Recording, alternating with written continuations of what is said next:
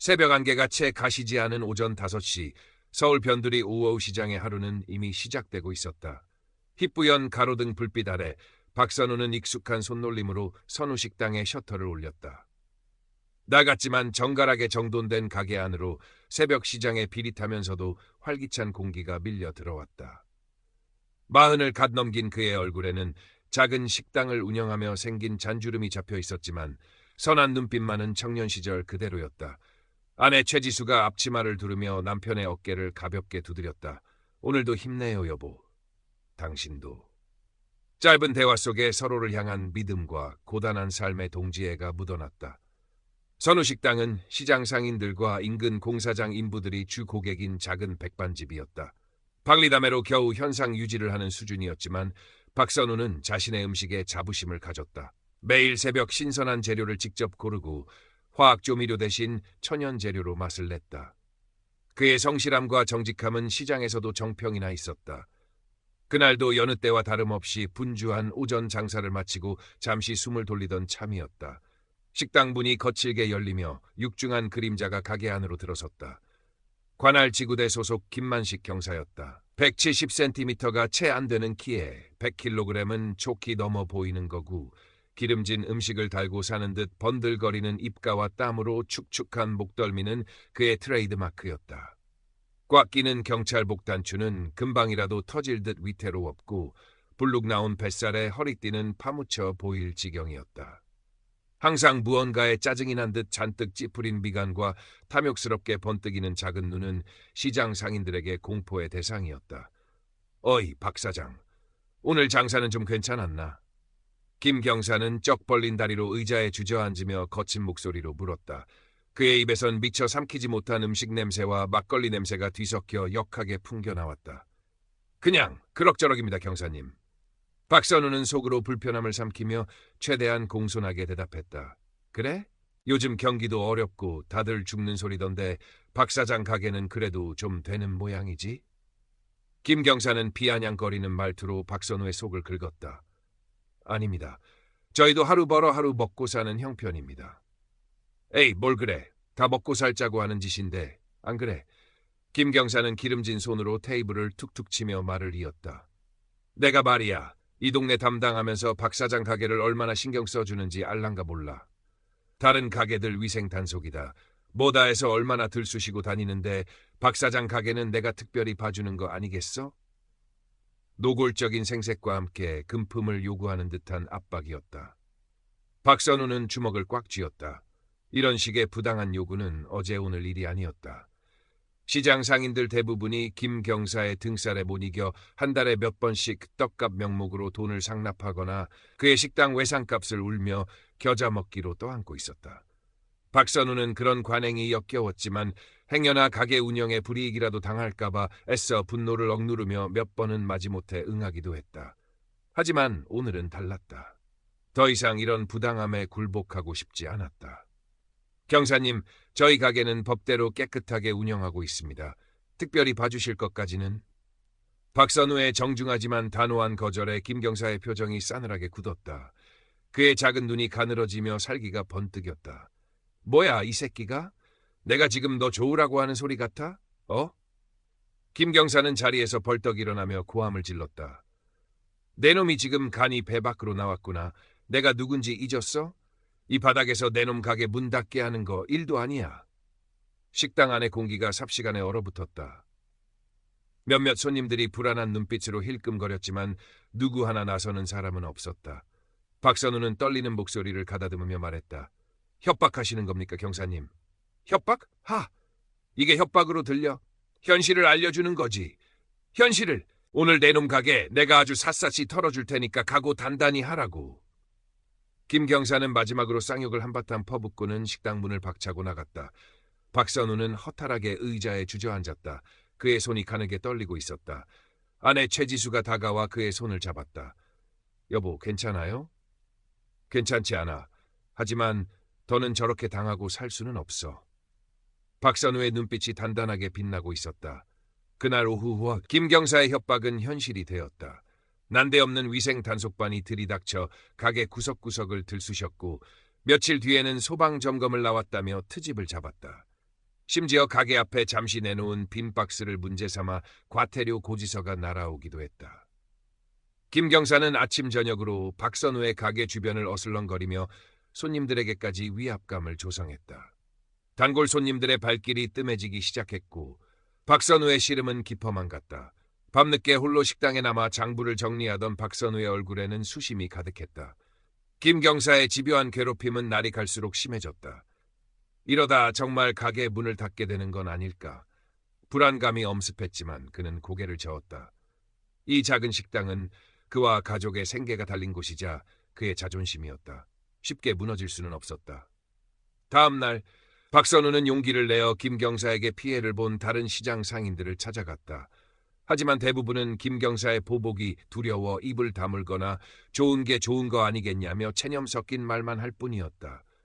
박 사장, 괜히 계란으로 바위치기 하지 말게. 저 인간 건드려서 좋을 거 하나 없어. 과일 가게 주인은 손사래를 치며 박선우를 외면했다. 박선우는 깊은 절망감을 느꼈다. 혼자서는 도저히 저 거대한 벽을 넘을 수 없을 것 같았다.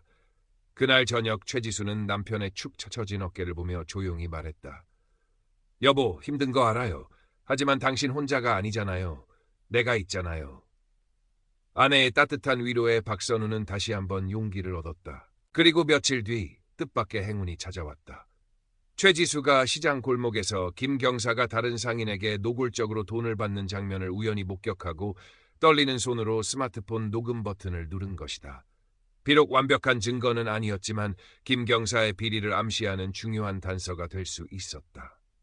한편 같은 지구대에 근무하는 젊은 순경 강민주는 남몰래 김 경사의 악행을 지켜보며 양심의 가책을 느끼고 있었다.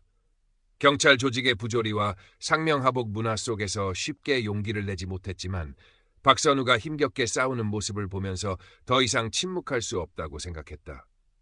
어느 날 밤 강민주는 퇴근하는 박선우를 몰래 뒤따라가 작은 쪽지를 건넸다. 쪽지에는 김 경사의 과거 비리 의혹과 관련된 몇 가지 단서가 적혀 있었다. 오 유흥업소 정기적 향응 수수 의혹, 과거 폭행 사건 무마 조건 금품 수수 정황. 박선우는 쪽지를 쥔 손에 힘을 주었다. 희미하지만 한 줄기 빛이 보이는 것 같았다.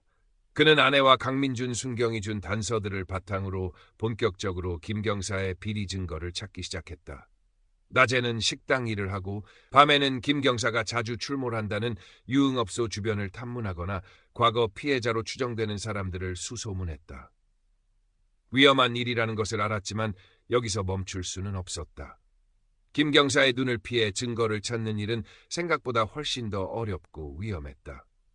한 번은 김 경사가 자주 들른다는 유흥업소의 장부를 몰래 살펴보려다 종업원에게 발각될 뻔한 아찔한 순간도 있었다. 김 경사는 박선우의 이런 움직임을 눈치챈 듯 더욱 교묘하고 집요하게 그를 압박해왔다. 가게 주변에 의심스러운 청년들이 어슬렁거리기 시작했고 밤늦게 귀가하는 박선우를 뒤따르는 차량도 있었다. 박선우는 극심한 공포와 스트레스에 시달렸지만 이를 악물고 버텼다. 그러던 중 박선우의 진심과 용기에 감동한 한 사람이 나타났다. 과거 김 경사에게 협박을 당해 억울하게 합의금을 물어준 적이 있던 옆가게 철물점 주인 이영철이었다. 그는 처음에는 박선우의 도움 요청을 외면했지만 밤낮으로 고군분투하는 박선우의 모습을 보며 마음을 바꾸었다. 박 사장, 나도 더는 못 참겠네. 내가 그때 일 다 증언하겠네. 이영철의 용기는 다른 몇몇 소극적이었던 피해 상인들에게도 작은 파장을 일으켰다. 비록 수는 적었지만 함께 싸워줄 동료가 생겼다는 사실만으로도 박선우에게는 큰 힘이 되었다. 결정적인 증거는 의외의 곳에서 나왔다. 강민준, 순경이 용기를 내어 김 경사의 개인 사물함에서 그가 불법 도박 사이트 운영자와 주고받은 것으로 보이는 문자 메시지 내역과 입금 확인증 일부를 몰래 빼내 박선우에게 전달한 것이다. 그것은 김 경사가 상습적으로 뇌물을 수수하고 불법적인 일에 연루되어 있다는 직접적인 증거였다. 박선우는 떨리는 손으로 증거들을 받아들었다. 이제 반격의 시간이 다가오고 있었다. 박선우와 그를 돕기로 한 시장 상인들, 그리고 최지수는 밤늦게 선우식당에 모여 그동안 수집한 증거들을 정리했다. 김 경사의 뇌물수수 정황이 담긴 문자 메시지, 입금 확인증, 최지수가 녹음한 협박성 발언, 이영철 씨를 비롯한 피해 상인들의 구체적인 진술서까지. 작지만 날카로운 비수들이었다. 그들은 이 증거들을 가지고 상급 경찰 기관인 시경찰청 청문감사실에 정식으로 민원을 제기하고 동시에 평소 지역사회 문제에 관심이 많았던 한 지역 신문사 기자에게 제보하기로 결정했다. 다음 날 박선우는 떨리는 마음으로 시경찰청 민원실을 찾았다. 창구에 앉아 증거 자료들을 제출하고 진술서를 작성하는 그의 손끝이 미세하게 떨렸지만 눈빛만은 그 어느 때보다 단단했다. 같은 시간 최지수는 지역 신문사 기자를 만나 그동안의 상황을 상세히 설명하고 증거 자료들을 넘겼다. 모든 것이 계획대로 진행되는 듯했다. 그러나 김 경사의 반격도 만만치 않았다. 어떻게 알았는지 박선우가 민원을 넣은 바로 다음 날부터 그의 주변에는 더욱 짙은 감시의 그림자가 드리워졌다. 낯선 남자들이 선우식당 주변을 배회하며 사진을 찍어댔고 밤에는 박선우의 집으로 협박 전화가 걸려오기도 했다. 박선우 씨, 괜한 짓 하지 말고 조용히 사는 게 어때? 그러다 다치는 수가 있어. 당신 가족들도. 섬뜩한 목소리에 박선우는 등골이 오싹했지만 물러서지 않았다. 오히려 김 경사가 이렇게까지 나오는 것을 보니 자신들이 제대로 된 길을 가고 있다는 확신이 들었다. 며칠 뒤 지역신문에 오우 시장 관할 경찰관 비리 의혹 상인들 눈물 호소라는 제목의 기사가 작게 실렸다. 파장은 생각보다 크지 않았지만 분명한 시작이었다. 그리고 마침내 시경찰청에서 박선우에게 연락이 왔다. 김만식 경사에 대한 감찰 조사가 시작되었으며 박선우에게 참고인 조사를 요청한다는 내용이었다. 조사 당일 박선우는 최지수와 함께 시경찰청으로 향했다. 조사실은 생각보다 딱딱하고 위압적인 분위기였다. 감찰관들은 날카로운 눈으로 박선우를 훑어보며 질문을 던졌다. 박선우는 긴장했지만 준비한 대로 차분하게 진술했다. 김 경사의 악행, 자신이 겪었던 피해, 그리고 수집한 증거들에 대해 빠짐없이 이야기했다. 같은 시간 김 경사 역시 감찰 조사를 받고 있었다. 그는 모든 혐의를 완강히 부인했다. 다 저놈들이 나를 모함하는 겁니다. 나는 하늘을 우러러 한 점 부끄럼 없이 살아온 경찰입니다. 김 경사는 특유의 거친 목소리로 억울함을 호소했지만 감찰관들은 그의 말을 쉽게 믿지 않았다. 박선우가 제출한 증거들은 너무나 구체적이었기 때문이다. 특히 강민준 순경이 용기를 내어 익명으로 추가 제보한 김 경사의 내부 비리 자료, 과거 징계 무마 로비 정황, 동료 경찰관에 대한 갑질 증거 등은 결정적인 역할을 했다. 조사가 진행될수록 김 경사는 궁지에 몰렸다. 그는 자신의 인맥을 총동원하여 사건을 무마하려 했지만 언론 보도와 시민단체의 관심까지 더해지면서 쉽지 않았다. 결국 감찰 조사가 시작된 지 한 달 만에 김만식 경사에 대한 직위 해제 결정이 내려졌다. 그리고 얼마 지나지 않아 그는 뇌물수수, 직권남용, 협박 등의 혐의로 검찰에 불구속 기소되었다. 재판 과정은 길고 지루했지만 박선우와 피해 상인들은 끝까지 포기하지 않았다.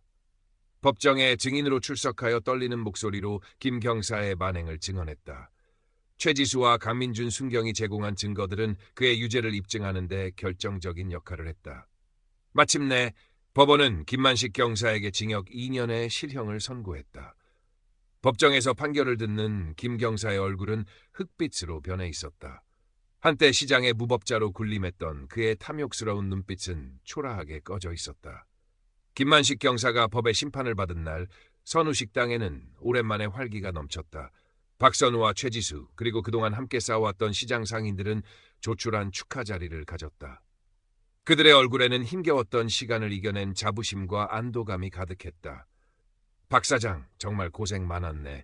자네 덕분에 우리 시장이 다시 숨을 쉴 수 있게 됐어. 이영철 씨가 박선우의 손을 잡으며 말했다. 박선우는 그저 멋쩍게 웃을 뿐이었다.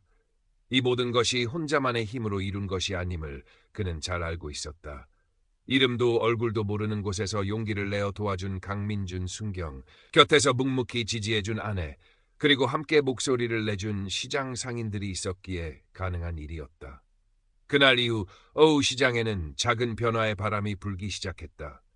상인들은 더 이상 부당한 요구에 침묵하지 않았고 서로의 어려움을 보면 주저없이 손을 내밀었다. 박선우의 선우식당은 여전히 작고 소박했지만 그곳은 이제 시장 사람들에게 용기와 희망을 상징하는 장소가 되었다. 강민준 순경은 내부 고발자로 낙인 찍혀 한동안 어려움을 겪기도 했지만 자신의 선택을 후회하지 않았다. 그는 얼마 뒤 다른 지역으로 발령받았지만 박선우와는 가끔 연락을 주고받으며 서로를 응원했다. 박선우는 다시 평범한 일상으로 돌아왔다. 새벽 일찍 일어나 시장에 가고 정성껏 음식을 만들고 찾아오는 손님들을 맞이했다. 김만식이라는 큰 산 하나는 넘어섰지만 세상에는 여전히 크고 작은 부조리들이 존재한다는 것을 그는 알고 있었다. 하지만 이제 그는 예전처럼 쉽게 좌절하거나 침묵하지 않았다. 아주 작은 목소리일지라도 그것이 모이면 세상을 바꿀 수 있다는 것을 그는 몸소 경험했기 때문이었다. 어느 맑은 가을날 아침, 박선우는 평소처럼 식당 문을 열었다. 따스한 햇살이 가게 안으로 쏟아져 들어왔다. 시장 골목에서는 사람들의 활기찬 목소리가 들려왔다. 박선우는 희미하게 미소 지으며 생각했다. 그래, 오늘도 힘내자. 세상은 아직 살만하다. 그의 발걸음이 한결 가벼워 보였다.